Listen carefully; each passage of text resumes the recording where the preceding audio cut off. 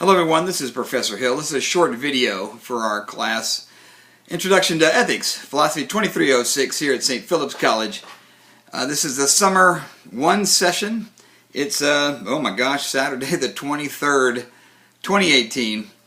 And we're at the end of week 3 in our 5-week class.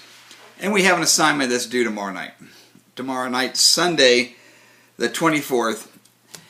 And then all of a sudden we're going to wake up in week 4, rush through the last 2 of our assignments, and get those finals turned in and wrap this whole thing up by Thursday, July 5th, 2018. So, like I said, I have finally finished grading all the last assignments. And again, they were very good. So people, like I said, have figured out the system. They figured out how to do this, read the chapter, apply the definitions and concepts to the case studies. And our case study for tomorrow, for Sunday, of course, is the one about this very young veteran. And again, I just want to make sure that we're on the same page about this. There's some questions there about, is what he did right or wrong, good or bad? And the reason we're looking at this particular case is that we wanted to look at the consequences and thinking about consequentialist versus non-consequentialist theory. Now, I just want to make sure we're clear about one concept here, which is that when we're talking about consequentialism, we're talking about using the outcomes as a way to determine whether something was good or bad, right or wrong. So it's not like somebody, doesn't know that there's going to be consequences.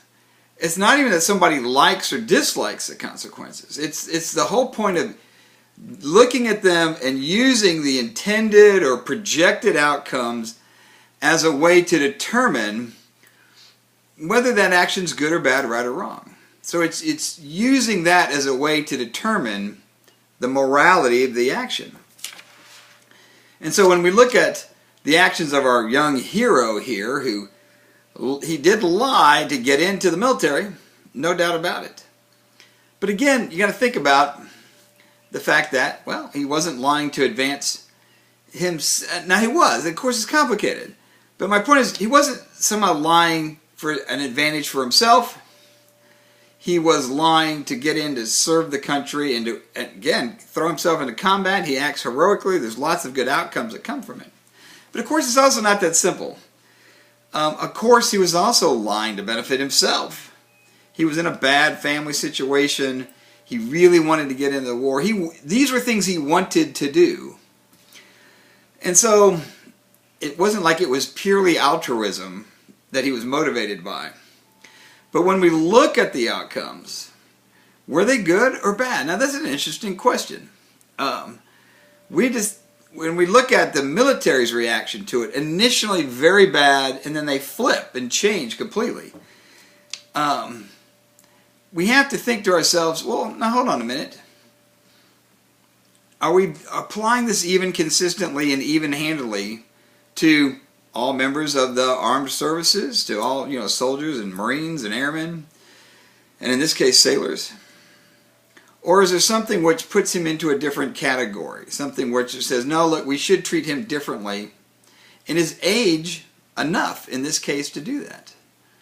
So there's actually lots of different interesting aspects to this case, lots of different issues kicking around in it.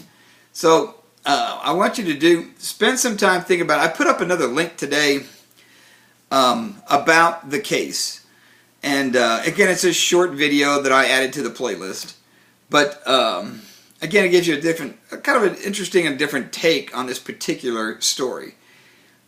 So keep thinking about it. And again, decide what you think is right or wrong. And then I want you to push into that. Why do you think that? Not just what are your reasons, but what are you using to determine whether this is good or bad, right or wrong? What's the foundation of your own personal morality in making this decision and making this judgment? That's always the tricky part. So make sure you do that as well. But watch that short video, think about the case study, apply the concepts from our chapters, and get it up by tomorrow night at midnight. All right, so for now, take care. Again, it's Saturday the 23rd, signing off. I'll talk to you again soon. Take care. Bye-bye.